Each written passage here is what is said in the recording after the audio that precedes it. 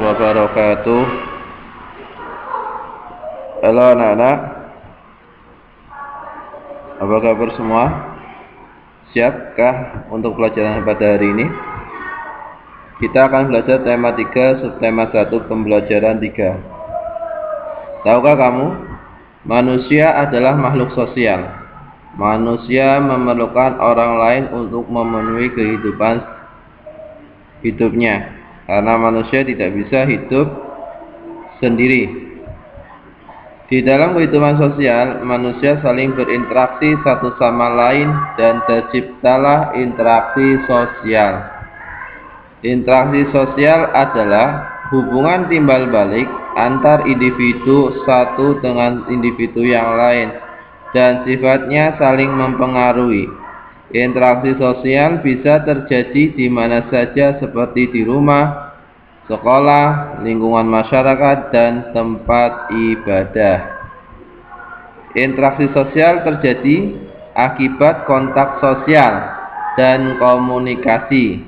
Kontak sosial adalah hubungan antar seseorang dengan orang lain, dan komunikasi muncul setelah terjadinya kontak sosial. Jenis interaksi itu ada 3 anak-anak. Yang pertama, interaksi sosial antar individu, terjalin antar 2 orang yang berinteraksi dan saling merespon.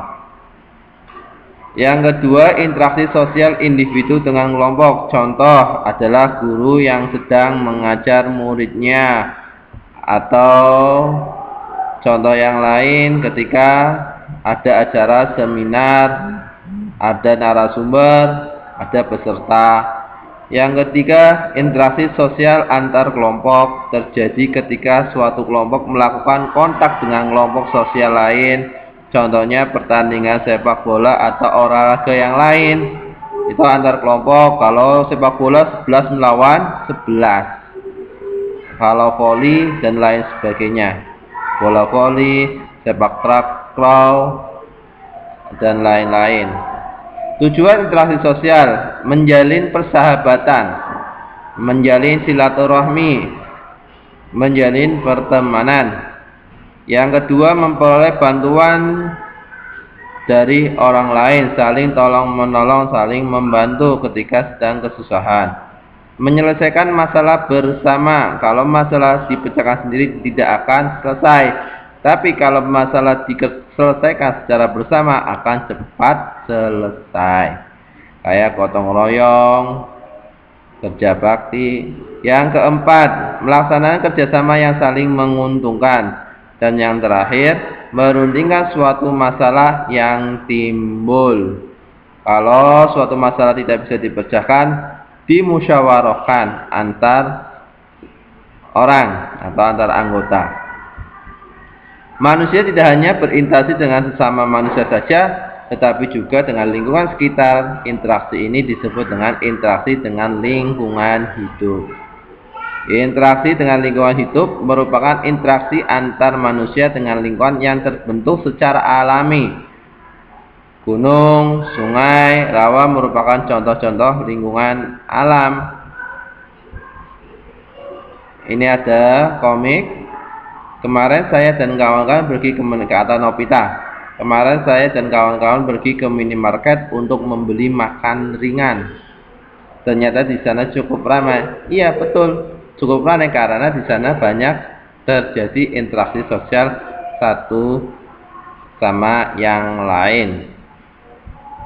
Keragaman profesi seperti pedagang, pegawai, nelayan, petani, peternak, dan lainnya perlu kita syukuri. Karena keragaman profesi kita bisa memenuhi kehidupan kita.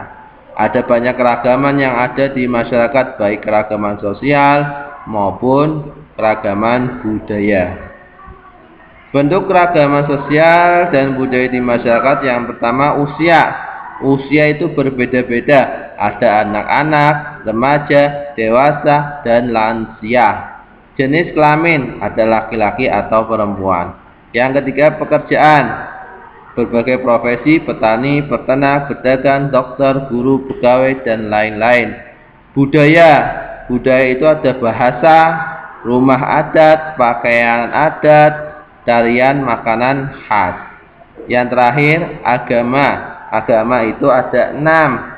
Kristen, Islam, Kristen, Katolik, Hindu, Buddha, dan Konghucu. Sekian dan terima kasih setelah menonton video ini. Subscribe terlebih dahulu. Sampai ketemu di lain waktu. Sekian, terima kasih. Wassalamualaikum warahmatullahi wabarakatuh.